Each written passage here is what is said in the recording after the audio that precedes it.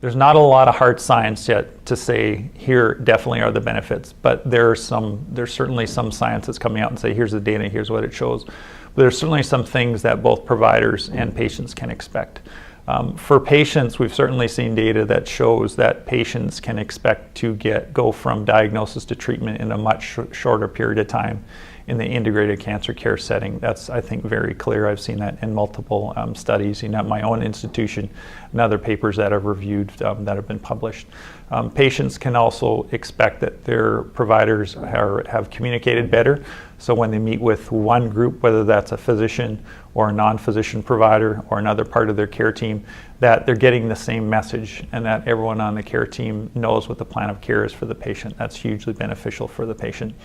The patient can expect that ultimately they're going to have higher satisfaction with their care because of all those pieces are going together. And for the practice, there's benefits as well.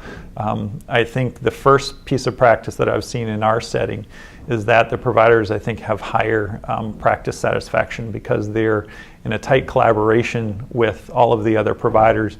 And so their professional practice satisfaction goes up because they're no longer just working in their tunnel vision, so to speak, or trying to get patients through on a daily basis, but they're in that regularly collaborative environment with their other colleagues, which is very important.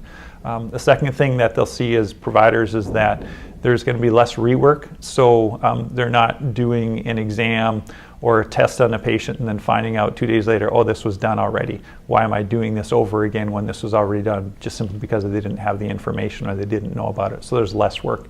And that creates more efficiencies. And ultimately, if the practice wants to, when you're more efficient, then they can see more patients in the same amount of time. So I think that's also greatly beneficial for the practice. So it's definitely good for patients and it's good for the practice. It's a very collegial environment for the practice. So it's definitely a positive thing for our patients and the environment that we all work in.